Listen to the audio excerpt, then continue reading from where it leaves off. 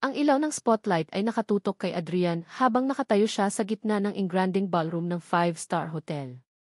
Ang mga mikropono ay nakatutok sa kanya, at ang mga matunog na palakpakan ay halos sumabog sa kanyang tenga. Ngayong gabi ay ang pagdiriwang ng ika-10 anibersaryo ng Salvador Legacy, ang kanyang kumpanya. Ngayong gabi ay patunay ng lahat ng pinaghirapan niya, ang kanyang imperyo, ang kanyang pangalan, ang kanyang katatagan. 10 taon na ang nakalipas, sinimulan ko ang kumpanyang ito na may isang panaginip, simula ni Adrian, ang kanyang boses ay matatag at puno ng kumpiyansa. Ang panaginip na bumuo ng isang pamana, hindi lamang para sa akin, kundi para sa mga susunod na henerasyon. At sa tulong ninyong lahat, nandito tayo ngayon. Isang muling pagsabog ng palakpakan ang pumuno sa silid. Ngumiti siya, ang kanyang tingin ay bumaba sa harap, kung saan nakaupo ang kanyang ina, si Doña Aurora, na ngiting-ngiti at buong pagmamalaki. Ito ang lahat ng gusto niya. Ang tagumpay. Ang pagkilala. Ang pagtanggap. Ngunit bago pa niya matapos ang kanyang salita ng pasasalamat, isang hindi inaasahang tunog ang pumutol sa katahimikan. Hindi ito bahagi ng programa. Ito ay parang mga maliliit na yapak na papalapit, at ang usapan sa likuran ay unti-unting lumakas. Kumunot ang noo ni Adrian. May nangyayari. Pagkatapos, tulad ng isang eksena mula sa isang pelikula, 3 maliliit na figura ang lumitaw mula sa likuran ng entablado, naglalakad ng magkakasabay, nakahawak sa kamay. Hindi niya napigilang mapatingin. 3 babae. Parehong-pareho. Magkakambal. Ngunit hindi lang sila magkakambal. Magkakamukha sila. At ang mga mata nila may kung anong pamilyar sa mga matang iyon, isang bagay na nagpakilabot sa kanyang balat. Ang mga musika ay humina. Ang mga bisita ay nagsimulang bumulong-bulong. Dumiretso ang 3 bata patungo sa entablado, ang kanilang mga mata ay nakatuon lamang kay Adrian. Ang pinakamaliit, na may lasong kulay rosa sa buhok, ay tumingin sa kanya ng diretso at nagsalita. Ikaw po ba si Adrian Salvador? Tanong nito, ang kanyang boses ay malinaw sa mikropono na hindi pa rin nakapatay. Nablangko si Adrian. Bakit? Nagpalitan ng tingin ang 3 bata. Pagkatapos, sabay-sabay silang tumuro kay Adrian, ang kanilang mga boses ay nagsama-sama sa isang malinaw at nakakabiglang deklarasyon. Ikaw ang papa namin. Isang malakas na bulong-bulungan ang pumuno sa buong ballroom. Parang may pumutok na bomba sa gitna ng katahimikan. Naramdaman ni Adrian ang pagbilis ng tibok ng kanyang puso. Ito ay impossible. Isang panaginip. Isang masamang biro. Ang mga mata ng kanyang ina ay nanlaki sa gulat, at nakita niya ang matalim na tingin ni Doña Aurora na nakatuon sa 3 bata. May gumuhit na galit sa kanyang mukha. Hindi pa nga nakakabangon si Adrian mula sa pagkagulat na iyon, nang may isa pang figura ang lumabas mula sa anino. Isang babae. Nakatayo siya doon, nakatingin ng diretsyo kay Adrian, ang kanyang mga mata ay nagliliyab sa galit at hinanakit. Si Savannah. Ang pangalan ay parang isang suntok sa kanyang sikmura. Ang babaeng matagal na niyang sinubukang kalimutan, ang babaeng akala niya ay nawala na sa kanyang buhay. Narito siya. Sa gitna ng kanyang pinakamalaking tagumpay, at kasama ang 3 bata na sinasabing mga anak niya. Ang kanyang dating kasintahan ay lumapit, bawat hakbang ay tila may dalang bigat ng nakaraan. Ang kanyang mga mata ay naniningkit, puno ng pagdududa, pagkamuhi, at isang bagay na mas malalim, isang sakit na nagpapaalala sa kanya ng kanyang malaking kasalanan. Hindi ko akalain na makikita kita ulit, Adrian, sabi ni Savannah, ang kanyang boses ay mababa, ngunit may kapangyarihan na umalingaw sa buong silid. At lalo na sa ganitong paraan. Huminga ng malalim si Adrian, pilit na pinapakalma ang sarili. Ang kanyang isip ay naglalakbay pabalik sa Mindanao, sa mga araw na puno ng pag-ibig at pangako na akala niya ay binura na ng panahon. Ngayon, ang mga alaala ay bumalik ng walang babala, at kasama nito ang mapait na katotohanan na hindi niya matatakasan. Savannah, bulong niya, ang kanyang boses ay halos hindi marinig sa gitna ng mga bulungan. Anong ibig sabihin nito? Tumingin si Savannah sa kanya nang may malamig na tingin, pagkatapos ay binalingan ang 3 bata na nakahawak sa kanyang palda. Ang ibig sabihin nito, Adrian, ay mayroon kang 3 anak na babae. 3 bata na iniwan mo nang walang ni isang salita. Parang may humampas sa kanya. Ang mga salitang iyon ay mas masakit kaysa sa anumang suntok. Inakusahan siya. Sa harap ng lahat. Hindi. Hindi totoo yan, sabi ni Adrian, pilit na pinagtatanggol ang sarili. Hindi kita iniwan. Ikaw ang umalis. Wala akong balita sa iyo. Umisi si Savannah, isang ngiti na puno ng kapaitan. Ako ang umalis? Pagkatapos ng lahat, Adrian, naglakas loob ka pa ring sabihin yan. Kung totoo yan, bakit hindi mo ako hinanap? Ang mga bisita ay nakatingin sa kanila, ang kanilang mga mukha ay puno ng pagkabigla at pagtataka. Ang kanyang ina ay tumayo, ang kanyang mukha ay namumula sa galit. Hindi alam ni Adrian kung paano sasagutin ang tanong na iyon. Ang kanyang isip ay gulong-gulo.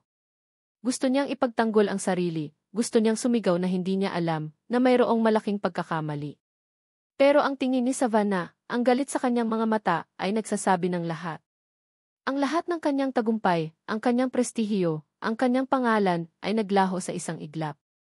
Ang tanging nanatili ay ang tingin ng isang babaeng kanyang sinaktan at ang 3 bata na nagdadala ng kanyang dugo. Kailangan niyang malaman ang katotohanan. Kailangan niyang harapin ito. Kailangan nating mag-usap, Savannah, sabi ni Adrian, ang kanyang boses ay halos nanginginig. Ang mga mata niya ay nakikiusap, puno ng pagkalito at isang hindi masabing pananabik sa katotohanan. Kahit anong mangyari, kailangan nating mag-usap. Ngunit tumalikod si Savannah. Ang kanyang likod ay matigas, at ang kanyang boses ay malamig, walang bahid ng pagdududa. Wala na tayong pag-uusapan, Adrian. Ang mga anak ko lang ang dahilan ko kung bakit ako narito. Mabilis na hinila ni Savannah ang 3 anak palabas ng magulong ballroom. Ang mga bulungan ng mga tao at ang nagtatakang tingin sa kanilang likuran ay parang libo-libong karayom na tumutusok sa kanyang bala. Hindi siya lumingon. Hindi niya kayang harapin pa ang mukha ni Adrian, ang pagkagulat sa mga mata nito, ang pagtatangkang ipagtanggol ang sarili. Para sa kanya, iyon ay isang insulto.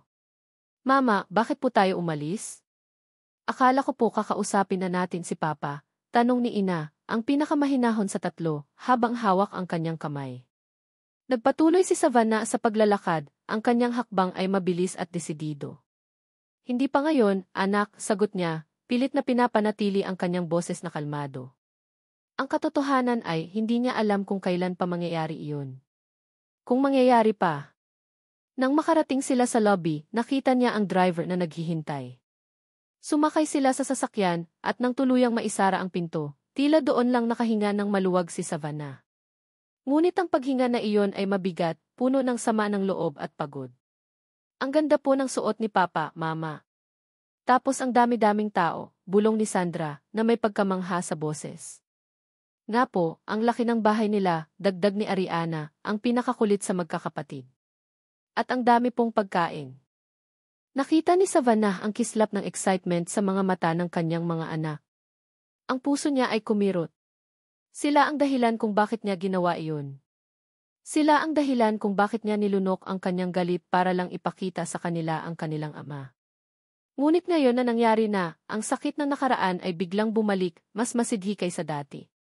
Sandal niya ang kanyang ulo sa bintana ng taxi, at ang mga alaala ay dumaloy, tulad ng isang baha na matagal ng pinigilan. Mindanao. 10 taon na ang nakalipas. Napakapayapa ng buhay niya noon sa probinsya. Isang simpleng yaya sa maliit na klinika, nakatira sa tabi ng dagat. Hanggang sa dumating si Adrian. Isang matangkad, gwapong lalaki na may ngiting nakakatunaw ng puso, na tila nawawala sa kanyang mundo. Dumating ito sa klinika dahil sa isang minor injury habang nag-i-explore sa bundok. Naaalala pa niya ang unang pagkikita nila. Ang pagtataka sa mga mata nito nang makita ang payak na pamumuhay sa lugar. Ngunit sa paglipas ng mga araw, ang pagtataka ay napalitan ng paghanga. At pagkatapos, pag-ibig. Ang bawat sandali kasama si Adrian ay parang isang panaginip. Ang mga paglalakad sa dalampasigan sa ilalim ng buwan, ang mga kwentuhan sa ilalim ng bituin, ang pagtuklas nila sa isa't isa. Ang bawat halik, bawat hawak ng kamay, ay nagbigay sa kanya ng katiyakang ito na ang lalaking para sa kanya. Savannah, pakakasalan kita, bulong ni Adrian isang gabi, habang nakayakap sila sa ilalim ng puno ng niyog, malapit sa dagat. Dito tayo maninirahan, magtatayo tayo ng bahay, at magkakaroon tayo ng maraming anak. Naniwala siya. Buong puso siyang naniwala. Ang salitang kami ay naging musika sa kanyang tenga. Ngunit ang musika na iyon ay biglang tumigil. Isang umaga, nagising siyang mag-isa. Walang paalam. Walang sulat. Walang bakas. Naglaho si Adrian na parang bula. Hinanap niya ito. Tinawagan niya ang bawat numerong ibinigay nito. Wala. Parang hindi ito nag-exist. Ang sakit. Ang pagtataka. Ang galit. At pagkatapos ang pagkabigla. Isang buwan pagkatapos ng pagkawala ni Adrian, nalaman niyang nagdadalang tao siya. Hindi lang isa, kundi 3. Paano? Paano niya haharapin ang lahat ng ito mag-isa? Ang mga pangarap na binuo nila ay gumuho sa isang kisapmata at napalitan ng takot at kawalan ng pag-asa. Dahil sa kahihiyan at kawalan ng pera, lumipat sila ng pamilya mula sa probinsya patungo sa Manila. Sinabi niya sa lahat na namatay ang ama ng mga bata. Isang kasinungalingan na nagbigay sa kanya ng kapayapaan sa loob ng 10 taon. Ngunit ngayon, ang kasinungalingan na iyon ay nabasag. Biglang nagring ang kanyang cellphone. Kinuha niya ito, ang kanyang puso ay kumabog ng mabilis. Isang tawag mula sa kanyang abogado. Enrique Alcantara, may problema tayo, sabi ng boses sa kabilang linya. Ang Salvador Group ay naghain ng countersuit. Ang kaso natin laban sa Meridian Developments ay tila naging personal para sa kanila. Kumunot ang noo ni Savannah. Ang Salvador Group. Ang kumpanya ni Adrian. Hindi niya maisip na magkakaugnay ang dalawang ito. Ang kaso niya laban sa Meridian Developments ay tungkol sa mga maling paggamit ng lupa sa Mindanao na naging dahilan ng pagkasira ng mga kabuhayan ng mga dating kapitbahay niya. Hindi ito basta-basta. Ito ay personal para sa kanya. Ngunit ngayon, mukhang mas personal pa ito kaysa sa inaakala niya. Anong ibig mong sabihin? May kinalaman ba ang Salvador Group sa Meridian? Tanong ni Savannah, ang kanyang boses ay puno ng pagtataka. Hindi pa namin makumpirma, pero may malakas na koneksyon. Enrique Alcantara, malaking pating ang kinakalaban natin dito. Sigurado ka ba talagang gusto mo itong ituloy? Tanong ng abogado. Nanahimik si Savannah. Naisip niya ang kanyang mga anak, ang kanilang kinabukasan. Naisip niya ang lahat ng paghihirap na dinanas niya. Hindi siya susuko. Hindi niya hahayaang magwagi ang mga taong gumagawa ng masama. Itutuloy natin, sagot ni Savannah, ang kanyang boses ay matatag at puno ng determinasyon. Huwag nating hayaang makalusot sila. May mga taong umaasa sa atin. Pinatay niya ang tawag, ang kanyang tingin ay nakatuon sa labas ng bintana. Ang mga ilaw ng syudad ay nagsimulang magpakita, ngunit ang kanyang isip ay nanatili sa dilim ng kanyang nakaraan. Si Adrian Salvador. Ang lalaking sumira sa kanya, at ngayon, ang kanyang kumpanya ay tila gustong sirain ang lahat ng pinaghirapan niya. Naramdaman niya ang isang kamay na humawak sa kanyang pisngi. Si Ina. Mama, ayos lang po kayo, tanong nito, puno ng pag-aalala. Pilit nang umiti si Savannah. Ayos lang ako, mga anak. Lagi akong magiging ayos. Para sa inyo. Ngunit sa loob niya, alam niyang hindi pa siya ayos. Ang sugat ay sariwa. At sa pagbabalik ni Adrian, tila handa itong magdugo muli. Ang laban ay hindi pa tapos. Sa katunayan, nagsisimula pa lang. Ang bawat ingay sa opisina ni Adrian ay parang dagundong sa kanyang tainga. Ang bawat papel na gumagalaw, ang bawat teleponong nagriring, ay nagpaparamdam sa kanya ng inis. Mula ng gabing iyon sa anibersaryo ng kumpanya, hindi na niya nakalimutan ang mukha ni Savannah, lalo na ang mga salitang sinabi niya. Ang iikaw ang papa namin ng 3 bata ay patuloy na umaalingaw sa kanyang isip, kasama ng matalim na tingin ni Sav. Impossible. Paano nangyari iyon? Paano nagkaroon siya ng mga anak na hindi niya alam? Pilit niyang sinubukang kontakin si Savannah matapos ang insidente. Pero walang sagot. Ang kanyang cellphone ay direktang pumupunta sa voicemail. Ang bawat text niya ay hindi sinasagot. Para siyang isang multo na kahit anong gawin niya, hindi niya maabot. Hindi niya na rin kayang magtrabaho ng maayos. Ang mga presentasyon niya ay nagiging mailap. Ang mga desisyon niya ay nagiging malabo. Alam niyang napapansin ito ng mga tao, lalo na ng kanyang ina. Adrian, anong nangyayari sa iyo? Tanong ni Doña Aurora isang umaga sa tanggapan nito. Ang kanyang boses ay malamig at puno ng pagkadismaya. Hindi ito ang anak na kilala ko. Hindi ito ang isifi ng Salvador Legacy. Tumingin si Adrian sa kanyang ina. Ang mga mata ni Doña Aurora ay matalim at parang nakikita nito ang bawat iniisip niya. Ina, kailangan ko lang ng oras. Oras, ngisi ni Doña Aurora. Para saan? Para hanapin ang mga batang iyon at ang babaeng iyon na sumira sa gabi mo? Nakalimutan mo na ba ang hirap ko para lang makarating ka sa posisyon mo ngayon? Huwag mong hayaang sirain ng mga ganoong uri ng tao ang lahat ng pinaghirapan natin. Nanginig si Adrian. Hindi siya kailanman nakipagtalo ng husto sa kanyang ina. Palagi siyang sumusunod sa mga desisyon nito. Ngunit ngayon, may kung anong nagtutulak sa kanya na lumaban. Hindi sila ganoon uri ng tao, ina. Sila ang mga anak ko. Tumayo si Doña Aurora, ang kanyang mukha ay namumula sa galit. Huwag kang magpadala sa emosyon, Adrian. Tingnan mo kung saan ka dinala ng emosyon noon. Sa probinsya. Sa isang simpleng babae na walang maibigay sa iyo kundi gulo. Ang mga bata na iyan sila ay gulo. Ilayo mo sila sa atin. Para siyang sinampal. Hindi niya naiintindihan kung bakit ganoon ang galit ng kanyang ina. Gusto niyang ipagtanggol si Savannah, pero wala siyang karapatan. Matagal na siyang wala sa buhay ni Sav. Ang tanging alam niya ay nasasaktan si Savannah, at nasasaktan din siya. Wala kang karapatan, ina, sabi ni Adrian, ang kanyang boses ay halos hindi marinig. Hindi mo sila kilala. Umikot si Doña Aurora at humarap sa bintana, tinitingnan ang abalang syudad. Kilala ko ang mga uri nila, Adrian. At hindi sila para sa atin. Gumawa ka ng aksyon. Kailangan nating ayusin ito bago pa lumala.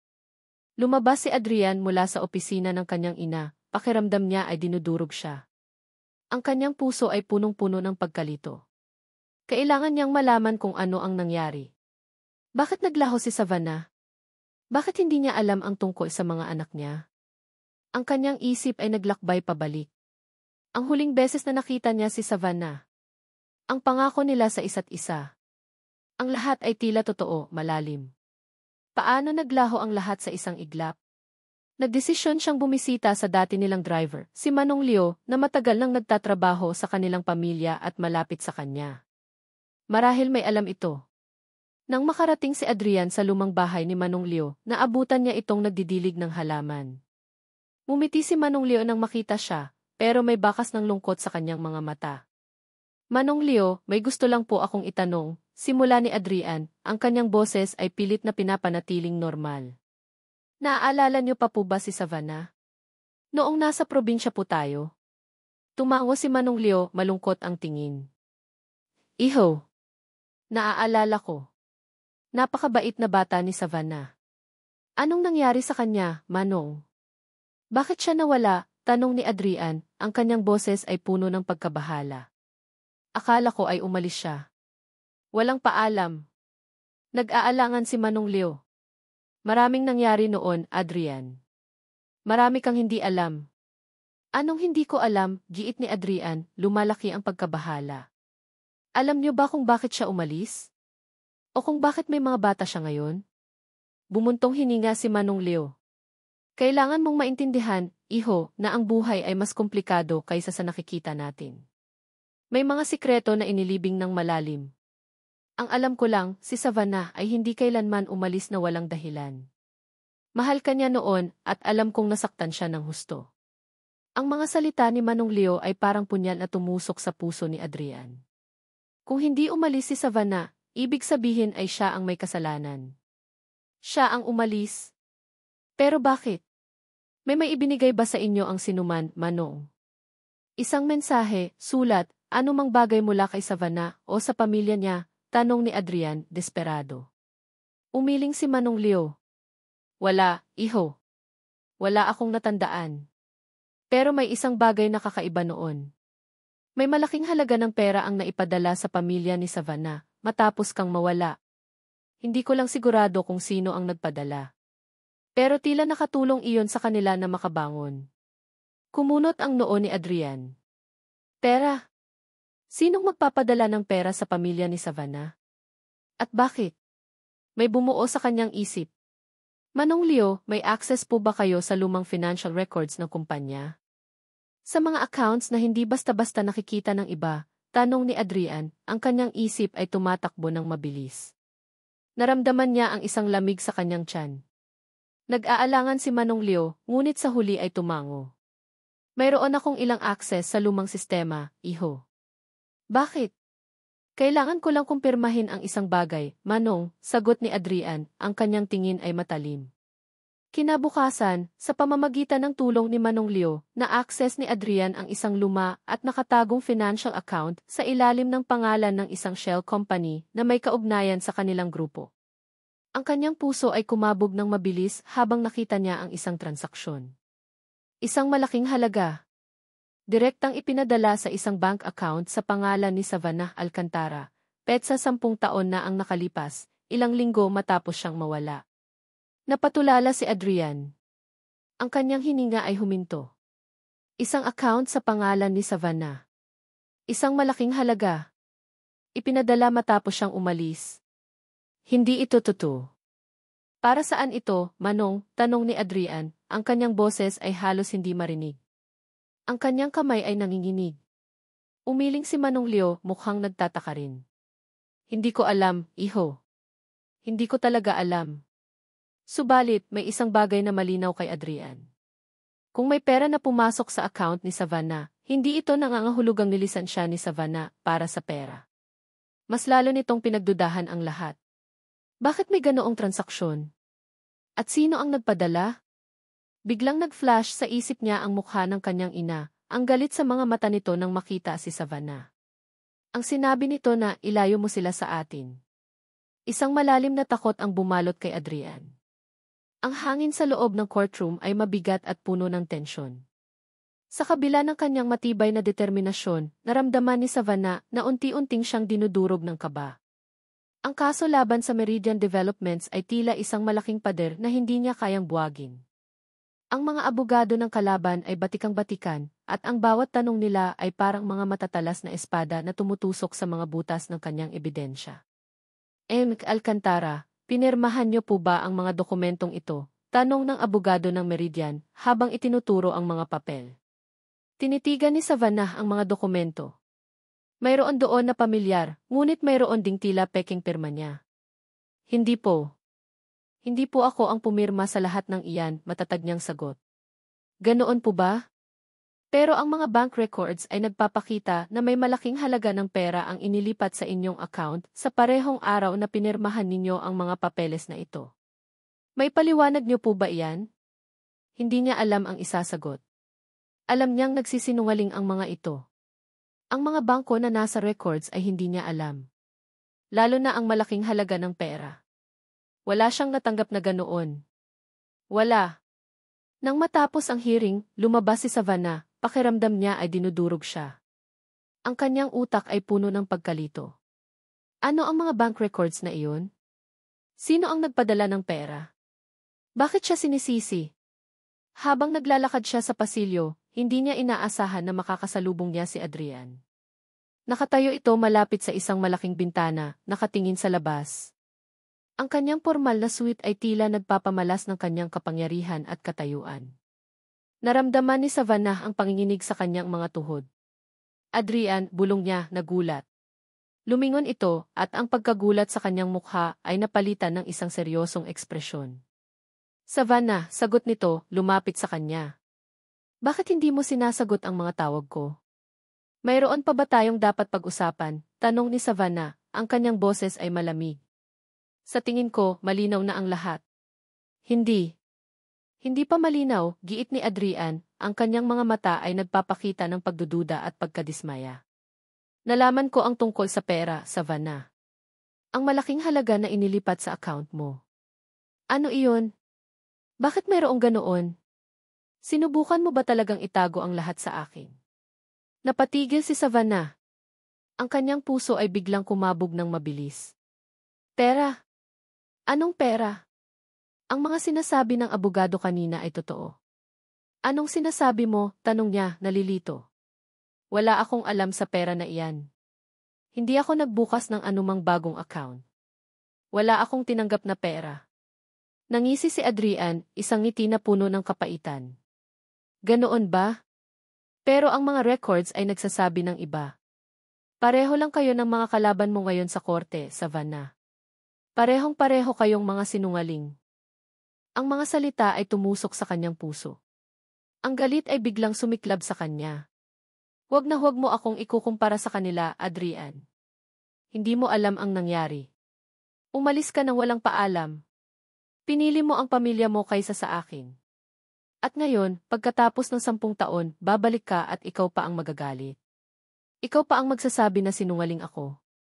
Ang kanyang boses ay tumataas at naramdaman niya ang mga luha na nag-iinit sa kanyang mga mata. Sa gitna ng gulo, ang mga anak niya ang tanging nasa isip niya. Ang dahilan kung bakit niya kailangang maging matatag. Umalis na tayo, Adrian, sabi ni Savannah, tumalikod. Hindi tayo nagkasundo noon at mukhang hindi tayo magkakasundo ngayon. Lumayo ka na lang. Ngunit habang siya ay naglalakad papalayo, isang figura ang nakita niya mula sa malayo. Isang matikas, matandang babae. Ang kanyang mga mata ay nakatuon sa kanya, puno ng paghamak. Si Doña Aurora Salvador. Ang ina ni Adrian. Nagkatinginan sila ni Doña Aurora, at sa maikling sandaling iyon, parang may kung anong dumaloy sa pagitan nila. Isang malamig na agos ng galit, paghamak at takot. Takot na hindi niya maintindihan. Nang makabalik si Savannah sa kanyang maliit na apartment, sinalubong siya ng kanyang mga anak. Mama, masakit po ang tiyan ko, reklamo ni ina, habang hawak ang kanyang tiyan. Ako din po, Mama, sabi ni Sandra, na may malaking ngiti sa mukha. Nga po, Mama, masakit ang tiyan ko, masakit ang ulo ko, masakit ang kamay ko, dagdag ni Ariana, habang nag-a-acting.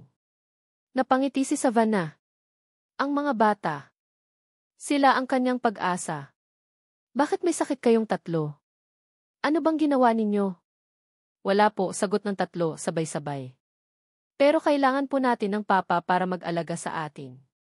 Tawagan po natin si Papa Adrian. Naintindihan ni Savannah ang nangyayari.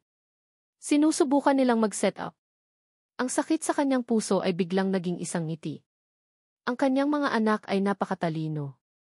Kailangan ko lang pong magpahinga, mga anak, sabi niya, habang hinahalikan ang noo ng bawat isa. Ayos lang tayo.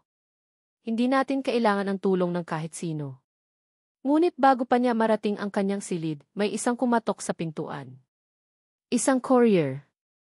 Para po kay M. Savannah Alcantara, sabi nito, habang inaabot sa kanya ang isang maliit na sobre. Galing po sa isang nagnanais na hindi makilala. Binuksan ni Savannah ang sobre. Sa loob ay may mga dokumento, at ang kanyang hininga ay huminto nang makita niya ang pangalan ng Meridian Developments na nakasulat sa isang maliit na tala. Mayroon ding mga financial records na may pangalan ng isang shell company, at isang malaking halaga ng pera na inilipat sa isang account. Ang kanyang mata ay lumaki sa pagkabigla nang makita niya ang pangalan sa ibaba ng mga dokumento, na tila nagpapahiwatig na ito ang nag-utos ng transaksyon. Ang pangalan ay Aurora Salvador. Ang pagdududa ay parang lason na unti-unting kumakalat sa buong katawan ni Adrian. Mula nang makita niya ang financial records at ang pangalan ni Savannah, wala na siyang ibang inisip. Ang akusasyon ni Savannah sa korte, ang malamig nitong tingin, at ang kanyang mga salita ay patuloy na gumugulo sa kanyang isipan. Paano siyang umalis nang walang paalam kung ang kanyang pamilya ay biglang nakatanggap ng malaking pera? At sino ang nagpadala? Ang tanong na iyon ay parang isang palaso na tumama sa kanyang puso at alam niya ang sagot. Ang kanyang ina. Puno ng determinasyon, bumalik si Adrian sa opisina. Pinasukan niya ang file server at hinanap ang mga lumang records na pilit na itinago ng kanyang ina. Gamit ang tulong ni Manong Leo, na-access niya ang mga nakatagong folder na naglalaman ng mga transaksyon ng mga dummy corporations. Habang binubuksan niya ang bawat file, tumitibok ang kanyang puso. May mga transaksyon na hindi niya alam. Mga paglilipat ng malaking halaga ng pera sa mga hindi kilalang kumpanya na may kaugnayan sa Meridian Developments, ang kumpanyang kalaban ni Savannah sa kaso. Pagkatapos, nakita niya ang isang transaksyon sa ilalim ng pangalan ng isang shell company na direktang naglipat ng pera sa account ng isang Savannah Alcantara. Ang petsa ay tumutugma sa panahong naglaho siya. Parang may humampas sa kanyang dibdib. Hindi lang simpleng pag-iwan ang ginawa ng kanyang ina. Mas malala pa. Nagbayad ito. Para ano? Para manahimik si Savannah? O para maniwala siya na umalis si Savannah para sa pera? Nanginig ang kanyang mga kamay. Naramdaman niya ang matinding galit, hindi lang kay Doña Aurora, kundi sa sarili niya. Dahil sa sarili niyang kahinaan, hindi niya napansin ang lahat ng ito. Naniwala siya sa kasinungalingan. Naniwala siya sa kanyang ina. Nang makita siya ni Doña Aurora na naghahanap sa mga lumang financial records, nagdilim ang mukha nito. Anong ginagawa mo, Adrian? Tanong ni Doña Aurora, ang boses ay matalim. Bakit mo ginugulo ang mga records ng kumpanya? Hindi ka dapat nakikialam sa mga bagay na hindi mo dapat alam. Tinanggal ni Adrian ang kanyang tingin sa monitor at hinarap ang ina. Ang kanyang mga mata ay nagliliyab sa galit. Ina, anong ibig sabihin ng lahat ng ito? Bakit mayroong mga transaksyon sa ilalim ng pangalan ni Savannah Alcantara? Bakit may koneksyon ang kumpanya natin sa Meridian Developments? Nagkunwari si Doña Aurora na walang alam. Savannah, narinig ko na ang pangalan na iyan. Ang babaeng iyan. Naghahanap ng gulo, Adrian. At ngayon, ginagamit pa niya ang pangalan ng kumpanya para sa kanyang sariling kapakanan. Huwag ka nang magsinungaling, ina, sigaw ni Adrian, ang kanyang boses ay malakas at puno ng pagkadismaya. Alam ko ang lahat. Binayaran mo siya. Anong nangyari? Bakit mo ginawa iyon? Bakit mo kami pinaghiwalay? Akala ko'y mahal mo ako. Ginawa ko iyon para sa iyo, Adrian, depensa ni Doña Aurora, ang boses ay nanginginig. Para sa kinabukasan mo. Para sa kinabukasan ng kumpanyang ito. Hindi siya para sa iyo. Isang simpleng babae lang siya na walang maibigay kundi gulo. Ginawa ko iyon para maprotektahan ka. Natawa si Adrian, isang mapait na tawa. Protektahan? Sa pamamagitan ng panloloko. Sa pamamagitan ng pagsira sa aming pag-ibig. Ang ginawa mo, ina, ay hindi pagmamahal. Iyan ay pagiging makasarili. Tumalikod si Adrian, hindi na kayang tingnan pa ang kanyang ina. Ang pagmamahal niya ay unti-unting napalitan ng puot. Ang kanyang ina, ang taong pinagkatiwalaan niya, ang taong nagtulak sa kanya na maging matagumpay, ay siya ring taong sumira sa kanyang buhay. Sa gitna ng kanyang galit, isang ideya ang pumasok sa isip niya. Kailangan niyang tulungan si Savannah. Hindi niya hahayaang magwagi ang kanyang ina. Kahit sa kabila ng lahat. Sa sumunod na mga araw, gumawa si Adrian ng isang anonymous email account. Pinadalhan niya si Savannah ng mga dokumento na nakita niya sa file server, kasama ang mga transaksyon na nag-uugnay sa Meridian Developments at ang kanyang ina. Hindi niya binanggit ang sarili niya. Hindi niya binanggit ang tungkol sa pera sa account ni Savannah. Ang tanging intensyon niya ay tulungan si Savannah na manalo sa kaso. Habang nag-iisa siya sa opisina, tumitingin sa bintana, naramdaman ni Adrian ang isang kakaibang pakiramdam. Ang pag-asa. Ang pag-asa na balang araw, malalaman ni Savannah ang katotohanan. Na balang araw, maibabalik niya ang tiwala ni Savannah sa kanya. Kumatok ang sekretarya niya at pumasok sa kanyang opisina. Salvador, mayroon po kayong package mula sa isang hindi kilalang nagpadala, sabi nito, habang inilalagay sa kanyang mesa ang isang maliit na sobre. Binuksan ni Adrian ang sobre. Sa loob ay may isang lumang larawan. Ito ay larawan nila ni Savannah sa isang dalampasigan sa Mindanao, noong panahong masaya pa sila. Ang kanyang puso ay kumabog ng mabilis. Sa ilalim ng larawan, mayroong isang maliit na tala na nakasulat. Saan nagsimula, doon mo makikita ang katotohanan. Ang maliit na eroplano ay dahan-dahang lumapag sa paliparan ng isang probinsya sa Mindanao. Ang init ng hangin, ang amoy ng asin at sariwang lupa ay agad na sumalubong kay Adrian. Ito ang lugar na matagal na niyang kinalimutan. Ang lugar kung saan siya naging Adrian, hindi Adrian Salvador, ang si. Ang lugar kung saan siya nakilala ni Savannah. Ang lugar kung saan sila unang nagmahalan. Ang maliit na papel mula sa anonymous sender na nagsasabing saan nagsimula, doon mo makikita ang katotohanan, ay patuloy na gumugulo sa kanyang isipan. Ano ang ibig sabihin yon? Ano ang kailangan niyang hanapin? Ang tanging alam niya ay kailangan niyang bumalik sa pinagsimulan ng lahat para maintindihan kung bakit nagtapos ang kanilang kwento. Kumuha siya ng isang tricycle at nagpahatid sa dating bayan.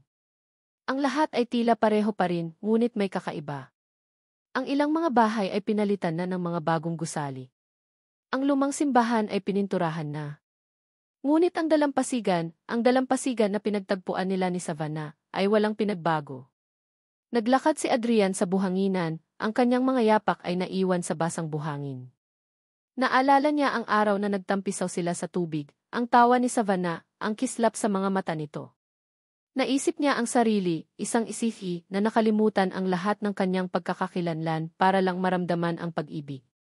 Nawala siya sa kanyang sarili at hindi niya napansin ang isang figura na naglalakad sa kabilang dulo ng dalampasigan. Nakita ni Adrian ang figura na papalapit. Isang babae. Sa suot na simpleng bestida at may bitbit na isang brown envelope. Napatigil si Adrian. Ang kanyang puso ay kumabog ng mabilis. Impossible. Si Savannah. Nandito siya. Sa mismong lugar na ito. Sa parehong dalampasigan.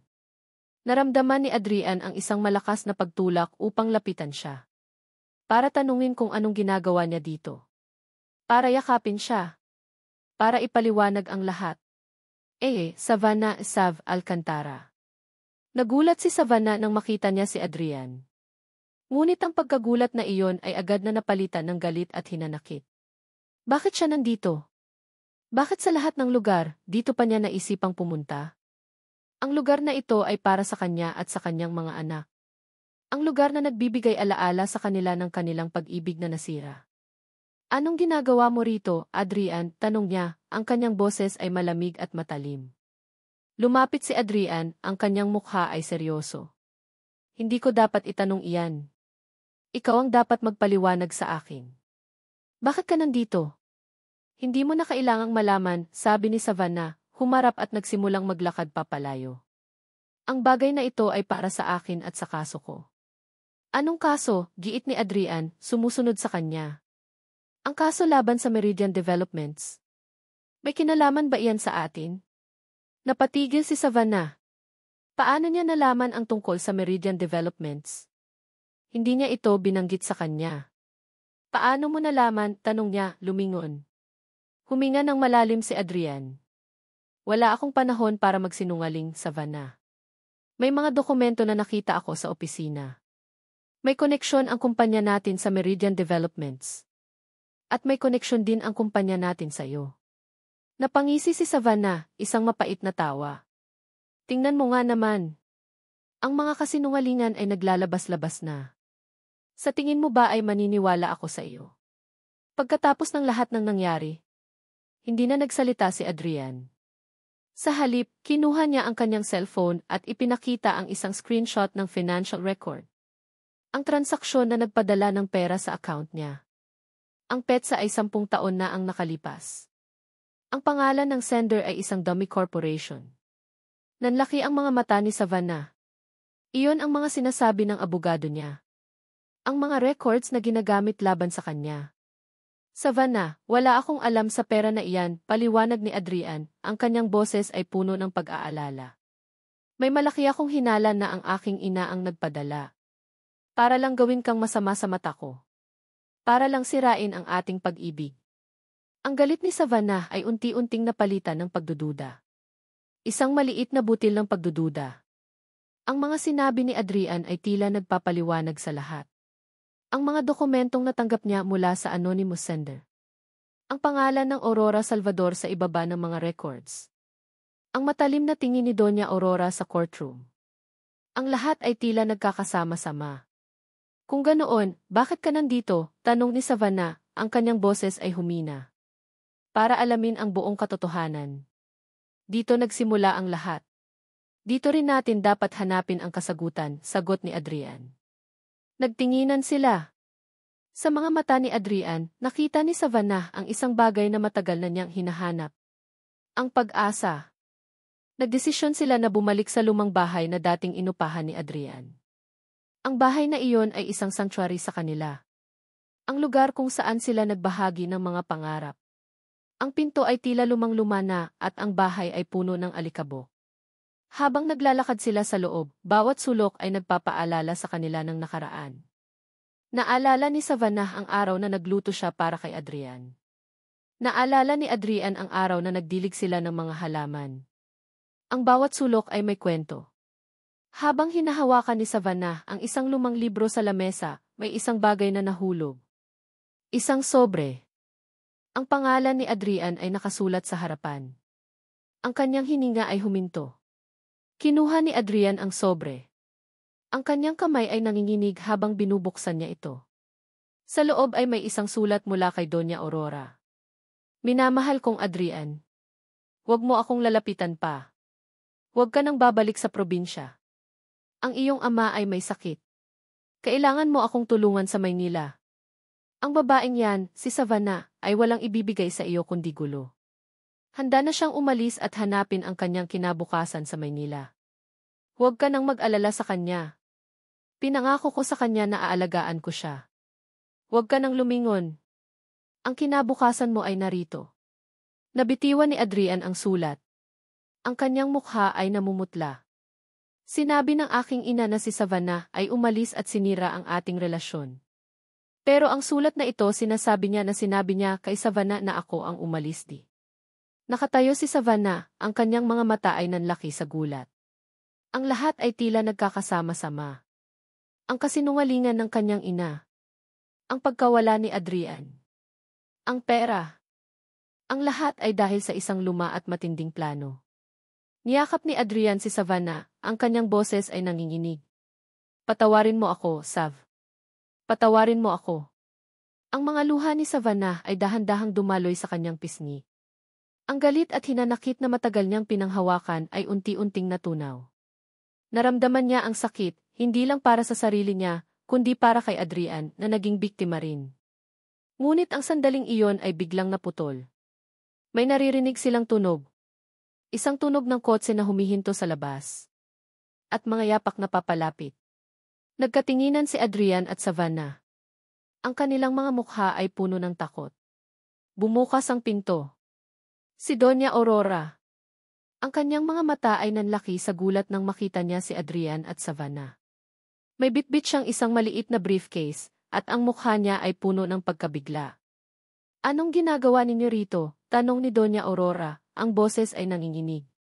Para kaming pinagbagsakan ng langit at lupa nang biglang lumitaw si Doña Aurora sa pinto ng lumang bahay. Ang kanyang mukha ay namumutla at ang mga mata niya ay nanlaki sa pagkabigla nang makita kami ni Savannah na magkasama at nakita rin niya ang sulat na hawak ko. Ang maliit na briefcase na hawak niya ay tila nagpakumpirma ng lahat. Ina, bulong ni Adrian, ang kanyang boses ay nanginginig sa galit at sakit. Anong ginagawa mo rito? Nanginginig ang mga labi ni Doña Aurora. Ako ang dapat magtanong niyan. Anong ginagawa ninyong dalawa rito? Bakit kayo nandito sa bahay na ito? Lumapit si Adrian, ang bawat hakbang ay puno ng bigat ng 10 taong kasinungalingan. Dito namin nahanap ang katotohanan, ina. Dito namin nalaman ang lahat ng ginawa mo. Ang sulat na ito. Ang pera. Ang lahat ng kasinungalingan mo. Itinaas ni Adrian ang sulat. Lumapit si Savannah, ang kanyang mukha ay seryoso, at ang kanyang mga mata ay naniningkit habang tinitigan si Doña Aurora. Para saan ang lahat ng ito, ina? Tanong ni Adrian, ang kanyang boses ay mas matatag ngayon. Bakit mo kami pinaghiwalay? Bakit mo kami pinaniwala sa kasinungalingan? Bakit mo ako pinaniwala na umalis si Savannah? Naglakad pa palapit si Doña Aurora. Ang kanyang mukha ay nagpapakita ng takot na unti-unting napapalitan ng galit. Ginawa ko iyan para sa iyo, Adrian. Hindi siya para sa iyo. Isang simpleng babae lang siya mula sa probinsya. Hindi siya karapat-dapat sa isang Salvador. Hindi niya kayang magbigay ng kinabukasan sa iyo, sa negosyo natin. Hindi mo alam ang sinasabi mo, ina, sigaw ni Adrian. Ang kanyang galit ay nag-uumapaw. Minahal ko si Savannah. At ang ginawa mo, ina, ay sinira mo ang buhay ko. Sinira mo ang buhay naming dalawa. Naramdaman ni Adrian ang kamay ni Savannah sa kanyang braso, pinapakalma siya. Tumingin siya kay Savannah at nakita niya ang sakit sa mga mata nito. Ngunit nakita rin niya ang isang bagong pag-unawa. Ang pag-unawa na hindi lang siya ang nasaktan. Doña Aurora, sabi ni Savannah, ang kanyang boses ay kalmado ngunit matatag. Bakit ninyo ginawa sa akin iyon? Bakit niyo ako pinaniwala na iniwan ako ni Adrian? Ang sakit na dinanas ko sa loob ng 10 taon, hindi niyo ba naisip kung anong mangyayari sa akin? Sa mga anak ko. Napatingin si Doña Aurora kay Savannah, ang kanyang mukha ay puno ng paghamak. Ikaw, kung hindi ka sana dumating sa buhay ng anak ko, hindi magkakagulo ang lahat. Hindi masisira ang pamilya namin. Ginawa ko iyan para sa ikabubuti ng lahat. Iyon ay desisyon ko, ina. Hindi sa iyo, depensa ni Adrian, ang kanyang boses ay nanginginig. Hindi mo kontrolado ang buhay ko. Ang mga salita ni Adrian ay parang suntok kay Doña Aurora. Ang kanyang matikas na tindig ay unti-unting bumagsak. Ang kanyang mga mata ay nagpapakita ng pagkabigo, ngunit hindi pa rin pagsisisi. Hindi niyo ako naiintindihan, bulong ni Doña Aurora, at sa unang pagkakataon, tila may bakas ng panginginig sa kanyang boses. Ang lahat ng ginawa ko ay para sa inyo. Para sa kinabukasan niyo. Hindi ko kayang mawala ang lahat ng pinaghirapan ng pamilya. Sa tingin mo ba, ito ang kinabukasan na gusto ko, ina? Tanong ni Adrian, ang kanyang boses ay puno ng kapaitan. Isang buhay na puno ng kasinungalingan? Isang buhay na walang pamilya? Isang buhay na puno ng pagsisisi. Tumalikod si Adrian sa kanyang ina. Niyakap niya si Savannah at naramdaman niya ang init ng mga luha ni Savannah sa kanyang balikat. Alam niyang nasasaktan si Savannah. At ang sakit na iyon ay kanyang sakit din. Umalis ka na, ina, sabi ni Adrian, walang bahid ng pagmamahal. Wala na tayong pag-uusapan pa. Hahayaan kita. Pero huwag kang lalapit sa amin. Sa mga anak ko. Nanlaki ang mga mata ni Doña Aurora. Hindi niya inaasahan ang gayong pagtatakwil mula sa kanyang anak. Ang mukha niya ay namumula sa galit at ang kanyang mga mata ay naniningkit. Kung ganoon ang gusto mo, Adrian, sabi ni Doña Aurora, ang kanyang boses ay matalim at puno ng banta. Kung mas pinili mo ang babaeng iyan at ang mga anak na iyan kaysa sa pamilya mo, sige. Pero tandaan mo ito, Adrian. Hindi pa tapos ang laban. Hindi pa tapos ang laro. Hindi ko hahayaang masira mo ang pamana ng Salvador. Binitiwan ni Adrian si Savannah at humakbang patungo sa ina. Ngunit bigla itong tumalikod at mabilis na lumabas ng bahay. Ang kanyang mga hakbang ay matunog sa lumang kahoy.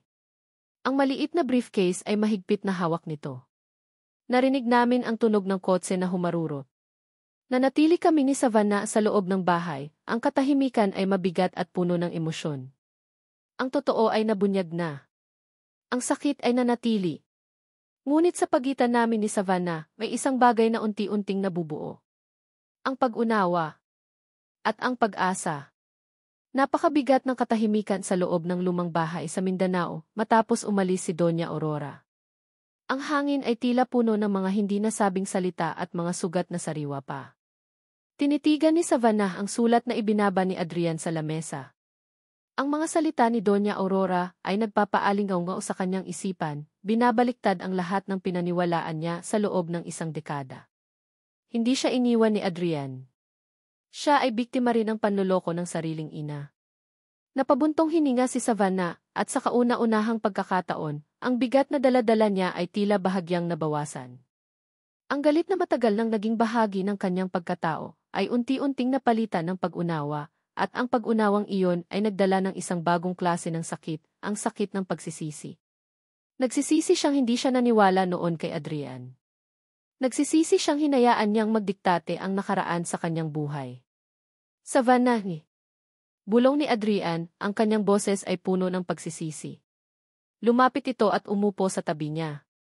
Wala akong salita na makakapagpaliwanag ng sakit na nadulot ko sa'yo. Pinaniwala ako ng aking ina sa mga kasinungalingan. Pinaniwala niya akong umalis ka. Patawarin mo ako. Umiling si Savannah, ang kanyang mga mata ay puno ng luha. Hindi ikaw ang dapat humingi ng tawad, Adrian. Ang nanay mo ang may kasalanan. Pero bakit? Bakit niya ginawa iyon? Bakit niya kami siniraan sa isa't isa? Hinawakan ni Adrian ang kanyang kamay, ang kanyang tingin ay nakatuon sa kanyang mga mata. Dahil sa posisyon, Sav. Dahil sa kapangyarihan. Dahil sa pagmamahal niya sa kumpanya. Naisip niya na hindi ka bagay sa mundo namin. Naisip niya na gulo ka lang sa buhay ko. Ang mga salita ni Adrian ay masakit pakinggan. Naramdaman ni Savannah ang panginginig ng kanyang kamay habang sinubukang magproseso ang lahat. Ang pagmamahal, panloloko, paghihirap. Ang lahat ay tila isang malaking gulo. Ngunit sa gitna ng gulo, may isang bagay na malinaw. Ang pagmamahal ni Adrian ay totoo. Ang pagmamahal na iyon ay hindi naglaho sa loob ng 10 taon. Ang pag-asa ay nagsimula nang bumalik sa kanyang puso. Kailangan nating bumalik sa Maynila, Savannah, sabi ni Adrian, ang kanyang boses ay matatag. Kailangan nating ipagtanggol ang kaso mo. At kailangan nating hanapin ang aking ina. Hindi ko alam kung saan siya nagpunta, o kung ano ang plano niya. Tumango si Savannah. Sa unang pagkakataon sa loob ng 10 taon, naramdaman niya na hindi siya nag-iisa. May kasama na siya sa laban. Pagbalik nila sa Maynila, ang kanilang mga anak ay sinalubong sila ng may malaking ngiti. Nagtatalon sila sa tuwa nang makita nilang magkasama ang kanilang mga magulang. Niyakap nila si Adrian at sa unang pagkakataon, naramdaman ni Savannah ang isang buong pamilya. Papa, maglalaro po tayo ng chess, sabi ni Ina habang hawak ang kamay ni Adrian. Nga po, Papa, yung paborito niyang laruan, dagdag ni Sandra. Gusto ko pong makita yung bahay niyo, Papa, sabi ni Ariana. Nakangiti si Adrian habang sinasagot ang mga anak niya. Nakita ni Savannah ang isang bagong klase ng pagmamahal sa mga mata ni Adrian. Ang pagmamahal ng isang ama. At sa sandaling iyon, ang kanyang puso ay nagsimulang gumaling. Ngunit sa kabila ng lahat ng kaligayahan, may isang bagay na nagpapahirap sa puso ni Savannah. Ang takot. Ang takot na baka ang lahat ng ito ay panandalian lang. Na baka sa huli, piliin pa rin ni Adrian ang kanyang pamilya at ang kanyang kumpanya kaysa sa kanila. Isang gabi, habang nag-iisa si Savannah sa kanilang balkonahe, nilapitan siya ni Adrian. Ano nang iniisip mo, Sav? Tanong nito, ang boses ay puno ng pag-aalala. Tumingin si Savannah kay Adrian at ang kanyang mga mata ay puno ng pagdududa. Paano kung bumalik ang lahat sa dati? Paano kung magbago ka? Paano kung hindi ka talaga para sa amin? Hinawakan ni Adrian ang kamay niya at hinalikan ito. Hindi mangyayari iyan, Sav. Sa loob ng 10 taon, isa lang ang naging pangarap ko. Ang makasama ka. At ngayon na narito ka na, hindi ko nahahayaang mawala ka pa. Haharapin natin ang lahat ng magkasama. Ngumiti si Savannah. Ang kanyang puso ay gumaling, ngunit ang kanyang isipan ay nanatiling puno ng takot. Ang takot na iyon ay parang isang anino na patuloy na sumusunod sa kanya. Kinaumagahan, habang nanonood sila ng balita sa DZI, isang flash report ang lumabas. Skandaloso! Inilahad ang isang malaking korporasyon na may kaugnayan sa ilegal na transaksyon sa lupa. Ang kanilang mga mata ay nanlaki nang makita nila ang mukha ni Adrian sa screen. Ang kanyang pangalan ay binanggit, kasama ang pangalan ni Savannah. Ang isang balita ay nag-akusa kay Adrian at Savannah ng paggamit ng maling paraan upang makakuha ng pera sa pamamagitan ng Salvador Group at Meridian Developments, at ang mga transaksyon ay ipinakita sa screen. Ang kanilang mga pangalan ay nasa ibaba ng screen at ang headline ay nag-akusa sa kanila ng panloloko. Ito ay imposible, bulong ni Savannah. Ang mga mata ni Adrian ay puno ng galit at pagkagulat. Ang kanyang ina. Ito ay gawa ng kanyang ina. Ang bawat salita sa pahayagan, ang bawat balita sa telebisyon, ay parang punyal na tumutusok sa dibdib ni Adrian.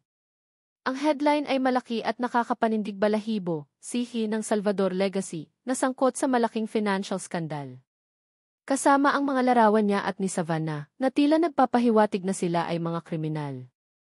Ang mga accusations ay nakasentro sa iligal na paglilipat ng pera at panunuhol sa kaso ng Meridian Developments.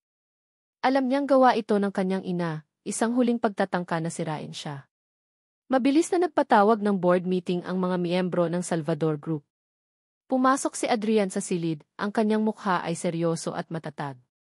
Ngunit sa kanyang pagpasok, naramdaman niya ang malamig na hangin at ang matatalim na tingin ng mga board members. Walang sinuman ang sumalubong sa kanya. Walang sinuman ang nagpakita ng pagmamalasakit. Adrian, anong ibig sabihin ng lahat ng ito? Tanong ng isa sa matatandang board member. Ang kanyang boses ay puno ng pagkadismaya. Hindi namin inaasahan na gagawin mo ito. Ang pangalan ng kumpanya ay nasa putik. Ang stock prices ay bumagsak. Ang mga investors ay nag-aalala. Hindi totoo ang mga iyan, depensa ni Adrian. Ito ay isang seryosong panloloko. Isang seryosong akusasyon. May alam akong impormasyon na magpapatunay na hindi ako ang may gawa nito. Anong impormasyon? Tanong ng isa pa, ang boses ay puno ng pagdududa. Mayroon kaming mga dokumento dito na nagpapatunay ng iyong involvement. May mga transaksyon na nakasulat sa iyong pangalan. At ang babaeng ito, si Savannah, ay may koneksyon sa iyo. Nanginig si Adrian. Hindi niya naipaliwanag ang lahat. Naramdaman niya ang pagkagapos na wala siyang magagawa. Ang mga board members ay tila mayroon ng desisyon bago pa siya dumating. Ito ay isang paunang desisyon. Hindi ko hahayaan na masira mo ang Salvador Group, sabi ng board member na tumayo. Dahil sa iyong mga aksyon, tinatanggal ka namin bilang si. Parang may humampas sa kanyang ulo. Ang kanyang kumpanya. Ang kanyang pamana. Ang lahat ng pinaghirapan niya sa loob ng 10 taon ay nawala sa isang iglap. Ang mga board members ay isa-isang tumayo at lumabas ng silid, iniwan siyang nag-iisa. Ang kanyang mundo ay gumuho. Nang makauwi si Adrian, nakita niya si Savannah na nakaupo sa sofa, hawak ang kanyang ulo. Ang mga mata nito ay puno ng luha. Nakita niya ang isang pahayagan sa lamesa. Adrian, bulong ni Savannah, ang kanyang boses ay nanginginig. Ang kaso ko, natalo ako. Wala na. Ang lahat ng ebidensya ay nawala. Ang mga testigo ay tumalikod. At ngayon, ako ay inakusahan bilang isang kasabwat sa iyo. Niyakap ni Adrian si Savannah, ang kanyang puso ay puno ng sakit. Ang kanilang pag-asa ay tila nawala na. Ang kanilang mga pangarap ay tila nasira na. Naramdaman ni Adrian ang bigat ng mundo sa kanyang balikat. Ang kanyang kumpanya ay nawala. Ang kanyang pamilya ay nasa peligro. Ang kanyang buhay ay puno ng gulo. Patawarin mo ako, Sav, bulong ni Adrian. Dahil sa akin, nangyari ang lahat ng ito. Umiling si Savannah. Hindi mo kasalanan, Adrian. Hindi natin kasalanan. Ang nanay mo ang may gawa nito. Hindi na mahalaga kung sino ang may gawa, sabi ni Adrian, ang kanyang boses ay puno ng determinasyon. Ang mahalaga ay kung paano natin haharapin ito. Hindi tayo susuko. Hindi tayo matatalo. Hahayaan ko silang malaman ang katotohanan. Ngunit paano? Paano niya ipapaliwanag sa mundo ang lahat ng ginawa ng kanyang ina? Paano niya ipagtatanggol ang kanyang sarili at si Savannah? Ang sagot ay isang bagay lang. Ang katotohanan. Kailangan kong mag-press conference, sabi ni Adrian, matatag ang kanyang boses. Kailangan kong sabihin ang lahat ng nangyari. Ang kasinungalingan ng aking ina. Ang paghihiwalay namin. Ang pagkawala ng mga anak namin. Ang lahat. Kahit na mawala pa ang lahat sa akin, gagawin ko iyon. Tumingin si Savannah sa kanya, ang kanyang mga mata ay puno ng pag-asa. Magkasama tayo, Adrian, sabi niya, ang boses ay puno ng pagmamahal. Magkasama tayo sa laban na ito. Kinaumagahan, naghanda si Adrian para sa press conference. Hindi na siya sihil. Wala na siyang trabaho. Ang kanyang reputasyon ay nasa putik. Ngunit mayroon siyang isang bagay na mas mahalaga. Ang kanyang pamilya. Isinuot niya ang isang formal na suit at humarap sa salamin. Sa kanyang likod, naroon si Savannah na may hawak na kamay. Ang kanilang mga mata ay nagtagpo at sa sandaling iyon, alam niya na tama ang desisyon niya. Hindi niya hahayaang sirain pa ng kanyang ina ang kanyang buhay. Pumasok siya sa silid ng press conference, ang mga kamera ay nakatutok sa kanya at ang mga mamamahayag ay naghihintay. Huminga ng malalim si Adrian at handa na siyang magsalita. Ngunit bago pa niya sabihin ang unang salita, may isang boses ang narinig niya mula sa likuran. Huwag kang magkakamali, Adrian. Lumingon siya. At doon, nakita niya ang ina niya, si Doña Aurora, na nakatayo, ang kanyang mukha ay puno ng galit at isang matalim na ngiti. Ang kanyang boses ay malamig at ang kanyang mga mata ay nagpapaalala sa kanya ng kanyang kahinaan. Bumalik siya. Bumalik siya para pigilan siya. Ang boses ni Doña Aurora ay parang isang matalim na yelo na tumago sa buong silid. Nakatayo siya sa likod ni Adrian, ang kanyang mukha ay puno ng matinding galit at isang ngiting puno ng pagtatagumpay. Ang mga mamamahayag ay nagulantang sa kanyang biglaang paglitaw. Ang kanilang mga kamera ay mabilis na bumaling sa kanya. Lumingon si Adrian, ang kanyang puso ay kumakabog. Ina, anong ginagawa mo rito? Lumapit si Doña Aurora, bawat hakbang ay may dalang kapangyarihan. Ano nang ginagawa ko rito? Ikaw, Adrian, ang dapat kong tanungin yan. Anong kalokohan ito?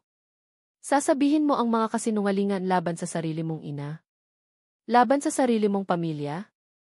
Nakita ni Adrian si Savannah na lumapit at tumayo sa tabi niya, ang kamay nito ay marahang humawak sa kanyang braso. Ang presensya ni Savannah ay nagbigay sa kanya ng lakas.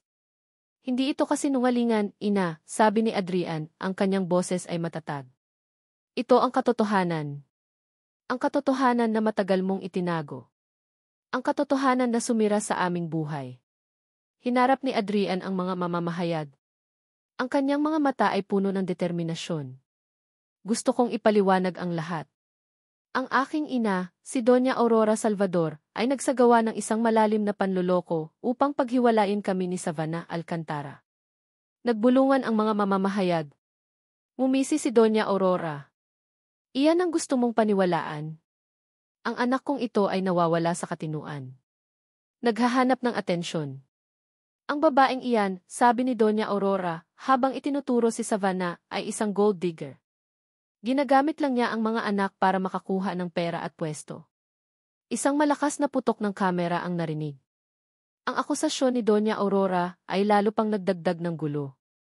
Ngunit matatag si Savannah. Savannah Sav Alcantara. Naramdaman ni Savannah ang panginginig sa kanyang tuhod. Ang mga akusasyon ni Doña Aurora ay masakit, ngunit hindi na siya susuko. Hawak niya ang mga dokumento na ibinigay ni Adrian, ang mga pruweba na nakuha nila sa Mindanao, at ang mga anonymous na file na natanggap niya. Hindi totoo ang sinasabi ninyo, Doña Aurora, sigaw ni Savannah, ang kanyang boses ay matatag at puno ng galit. Ginawa ninyo ang lahat para sirain ang buhay namin. Niloko ninyo si Adrian. Niloko ninyo ako. Dahil sa inyo, lumaki ang mga anak ko ng walang ama. Mayroon kaming mga pruweba, sabi ni Adrian, habang ipinapakita ang sulat ni Doña Aurora. Ito ang sulat na isinulat ng aking ina, kung saan sinabi niya na umalis ako kay Savannah, dahil sa sakit ng aking ama. Isang kasinungalingan para lang masira ang relasyon namin. At ito, sabi ni Savannah, habang ipinapakita ang mga bank records ng dummy corporations at ang transaksyon sa kanyang pangalan.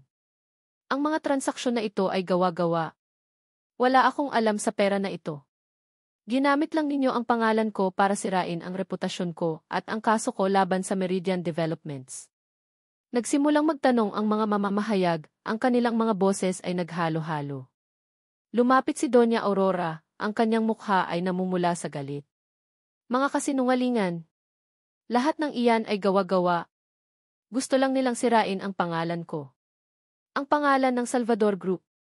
Hindi iyan totoo. Isang bagong boses ang umalinggaw sa silid. Ang lahat ay lumingon. Si Manong Leo. Naglakad papalapit si Manong Leo, ang kanyang mukha ay seryoso. Ang kanyang presensya ay tila nagpakalma sa gulo. Kilala ko si Doña Aurora Salvador, sabi ni Manong Leo, ang kanyang boses ay malinaw. Matagal na akong nagtatrabaho sa kanilang pamilya. Nakita ko ang lahat. Nakita ko kung paano niya sinira ang buhay ni Adrian. Nakita ko kung paano niya sinira ang buhay ni Savannah. Nanlaki ang mga mata ni Doña Aurora. Leo, anong ginagawa mo rito? Isa kang traidor. Hindi ako traidor, Doña Aurora, sabi ni Manong Leo. Ang katotohanan ang aking pinoprotektahan. Nakita ko kung paano niya binayaran ang mga tao para magsinungaling kay Savannah. Nakita ko kung paano niya sinigurado na hindi makakarating kay Adrian ang mga sulat ni Savannah. Nakita ko kung paano niya kinontrol ang bawat galaw ng kanyang anak. Ibinaba ni Manong Leo ang isang maliit na folder. Sa loob ay may mga lumang records, mga litrato at mga tala. Mga pruweba na nagpapatunay sa lahat ng sinabi ni Adrian at Savannah. Ang bawat pahina ay nagpapakita ng detalyadong plano ni Doña Aurora para paghiwalain sila. Maging ang ebidensya ng kanyang pagmamanipula sa kaso ng Meridian Developments ay naroon. Ang mga mamamahayag ay nagulantang. Ang kanilang mga kamera ay walang tigil sa pagkuha ng litrato. Ang mga headlines ay nabuo na sa kanilang isip. Nagsimulang manginig si Doña Aurora. Ang kanyang mukha ay namumutla at ang kanyang mga mata ay nanlaki sa takot. Ang kanyang imperyo ay gumuho. Ang kanyang pangalan ay nasira. Ang kanyang anak ay tumalikod sa kanya. Hindi tutuloy. Bulong ni Doña Aurora habang naglalakad pa atras. Ang kanyang mga hakbang ay hindi matatag.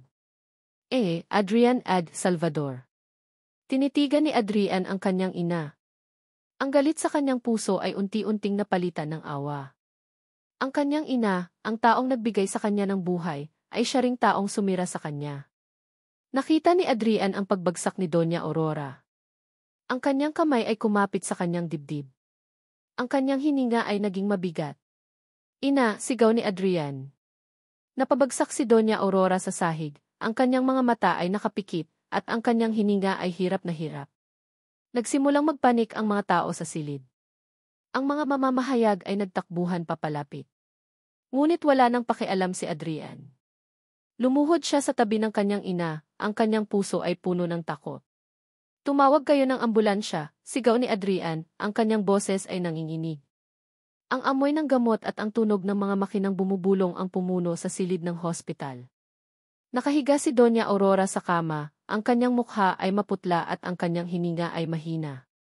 Si Adrian, Savannah, at ang tatlong bata ay nakaupo sa labas ng kwarto, naghihintay. Ang mga mamamahayag ay nag-abang sa labas ng ospital, ngunit sa loob ng silid, may isang matinding katahimikan. Nakatingin si Adrian sa ina, ang kanyang puso ay puno ng magkasalungat na damdamin. Galit. Pagkakanulo. Ngunit sa ilalim ng lahat ng iyon, mayroong isang bagay na matagal na niyang itinago, pagmamahal. Sa kabila ng lahat, siya pa rin ang kanyang ina. At ang sakit na nadama niya ay parang isang matalim na kutsilyo. Inilagay ni Savannah ang kanyang kamay sa balikat ni Adrian, at ang kanyang presensya ay nagbigay sa kanya ng kapayapaan. Tiningnan niya si Adrian, at sa kanyang mga mata ay nakita niya ang pag-unawa. Ayos lang siya, Adrian, bulong ni Savannah. Malalagpasan niya ito. Hindi alam ni Adrian kung paano sasagutin ang tanong na iyon. Ang lahat ng nangyari ay parang isang panaginip. Ang kanyang ina, ang taong pinakamahalaga sa kanya, ay siya ring taong sumira sa kanyang buhay. At ngayon, siya ay nakahiga sa kama, na tila parusa sa lahat ng kanyang ginawa. Isang nurse ang lumabas ng silid. Stable na po ang kalagayan ng pasyente. Maaari na po kayong pumasok. Pumasok si Adrian at nakita niya ang kanyang ina na nakapikit. Nilapitan niya ang kama at hinawakan ang kamay ng ina. Ang kanyang mga luha ay nagsimulang dumaloy. Ina, di. Dahan-dahang iminulat ni Doña Aurora ang kanyang mga mata. Tiningnan niya si Adrian, ang kanyang tingin ay puno ng pagkabigla. Adrian, anak ti. Bulong ni Doña Aurora. Ina, bakit mo ginawa iyon? Tanong ni Adrian, ang kanyang boses ay nanginginig. Bakit mo kami sinira? Bakit mo kami pinaghiwalay? Ang kanyang ina ay tumingin sa kanya, ang kanyang mga mata ay puno ng luha. Patawarin mo ako, anak. Ang lahat ng ginawa ko ay para sa iyo. Naisip ko na kapag kasama mo si Savannah, hindi ka magiging matagumpay. Naisip ko na siya ay magiging hadlang sa iyong kinabukasan. Hindi iyan totoo, ina, sabi ni Adrian, ang kanyang boses ay puno ng sakit. Siya ang nagbigay sa akin ng lakas. Siya ang nagbigay sa akin ng pagmamahal. Siya ang nagbigay sa akin ng mga anak. Ang ginawa mo, ina, ay sinira mo ang buhay namin. Naging halimaw ka. Ang mga salita ni Adrian ay parang suntok kay Doña Aurora. Ang kanyang mga luha ay dumaloy at ang kanyang mukha ay puno ng pagsisisi. Patawarin mo ako, anak. Patawarin mo ako. Niyakap ni Adrian ang kanyang ina. Hindi niya alam kung paano siya magpapatawad. Ngunit alam niya na kailangan niya itong gawin. Para sa sarili niya. Para sa kanyang pamilya. Pagkatapos ng ilang oras, lumabas si Adrian sa silid. Sinalubong siya ni Savannah at ng mga bata. Mama, ayos lang po ba si Lola Aurora? Tanong ni Ina. Anak, sagot ni Savannah. Ayos lang siya. Papa, magiging okay po ba ang lahat? Tanong ni Sandra, ang kanyang mga mata ay puno ng pag-aalala. Lumuhod si Adrian sa harap ng tatlong bata at niyakap niya sila. Mga anak, magiging okay ang lahat. Magiging masaya tayo. Magkasama-sama tayo bilang pamilya. Tiningnan ni Adrian si Savannah at ang kanyang mga mata ay puno ng pagmamahal. Niyakap niya ang kanyang pamilya at sa sandaling iyon, naramdaman niya ang isang bagong simula. Kinabukasan, ang mga balita sa telebisyon at pahayagan ay nabaliktad. Ang mga akusasyon laban kay Adrian at Savannah ay nawala. Ang kaso laban sa Meridian Developments ay muling binuksan at sa tulong ng mga pruweba ni Manong Leo, natalo ang Meridian. Ang Salvador Group ay nagkaroon ng bagong CEO at si Adrian ay nagpasya na manatiling malayo sa negosyo. Pumunta si Adrian sa opisina ng kumpanya at sinabi sa lahat na siya ay magpapahinga muna. Ang lahat ay nagulat. Ngunit alam niya na tama ang desisyon niya. Ang kanyang pamilya ay mas mahalaga sa kanya kaysa sa anumang kapangyarihan o kayamanan. Pag-uwi ni Adrian sa bahay, sinalubong siya ni Savannah at ng mga bata. Ang kanyang pamilya ay naghanda ng isang hapunan para sa kanya. Ang lahat ay masaya at ang kanilang bahay ay puno ng tawa. Adrian, anong plano mo? Tanong ni Savannah. Ngumiti si Adrian. Bumalik sa Mindanao. Kung saan nagsimula ang lahat. Doon tayo magsimula ulit. Magsisimula tayo sa wala. Magtatayo tayo ng sarili nating bahay. Magkakaroon tayo ng sarili nating pamilya. Tumingin si Savannah kay Adrian at ang kanyang mga mata ay puno ng luha. Mahal kita, Adrian. Mahal na mahal din kita, Sav, sabi ni Adrian habang hinahalikan ang kanyang mga labi. Ang kanilang kwento ay hindi nagtatapos. Sa katunayan, nagsisimula pa lang. Ang kanilang pag-ibig ay isang pagsubok na nagpapatunay na ang pagmamahal ay laging nagtatagumpay. Ang kanilang pamilya ay isang simbolo ng pag-asa. Ang amoy ng dagat at ang simoy ng sariwang hangin ang sumasalubong sa akin tuwing umaga. Hindi ito ang mabigat at maingay na Maynila, kundi ang tahimik at payapang probinsya na aking minahal. Sa malayo, nakikita ko ang tatlong bata na naglalaro sa buhanginan, ang kanilang mga tawa ay parang musika sa aking tainga. Ito ang buhay na matagal kong pinangarap. Kasama ko si Adrian. Hindi na siya ang Fifi ng Salvador Legacy, kundi ang simpleng Adrian na minahal ko. Ang kanyang mga kamay, na dating sanay sa mga papeles at computer, ay ngayon ay sanay na sa paghawak ng mga kahoy at martilyo, habang nagtatayo kami ng aming bagong bahay. Ang bawat dingding, bawat haligi, ay parang simbolo ng aming muling pagtatayo ng aming relasyon. Sav, bulong ni Adrian, habang pinagmamasdan ang ginagawa ko. Ano nang iniisip mo?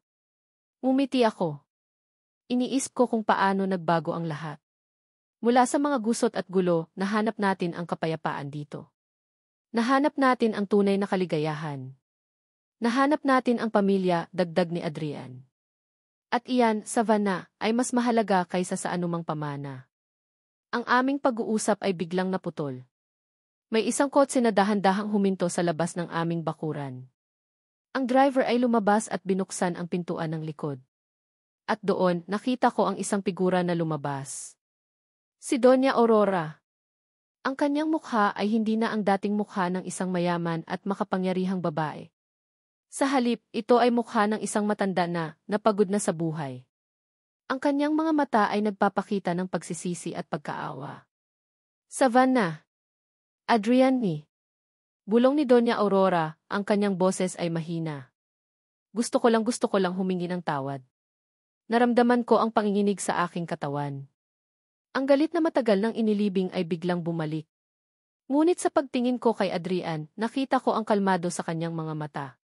Ina, sabi ni Adrian, ang kanyang boses ay puno ng pag-unawa. Halika. Umupo ka. Umupo si Doña Aurora sa isang lumang kahoy na bangko. Ang kanyang mga kamay ay nanginginig habang humawak sa isang panyo. Ang mga bata ay lumapit sa kanya at sa una, nag-aalangan sila. Ngunit nang makita nila ang luha sa mga mata ni Doña Aurora, niyakap nila ito. Lola Aurora, bakit po kayo umiiyak? Tanong ni Ina. Ang mga mata ni Doña Aurora ay lalo pang lumuha. Patawarin ninyo ako, mga anak. Patawarin ninyo ako sa lahat ng ginawa ko. Ang pagmamahal ng mga bata ay tila nagpakalma kay Doña Aurora.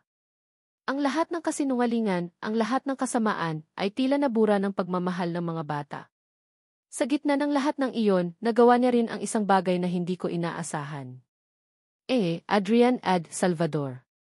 Nakita ko ang pagbabago sa mukha ng aking ina. Ang galit ay napalitan ng awa. Ang pagmamataas ay napalitan ng pagpapakumbaba. Ang lahat ng ginawa niya ay parang isang masamang panaginip. Ngunit sa pagkakita ko sa kanya ngayon, alam kong nagbago na siya. Savannah ni. Bulong ni Doña Aurora habang tinitigan si Savannah. Patawarin mo ako. Naisip ko na kapag kasama ka ni Adrian, hindi siya magiging matagumpay.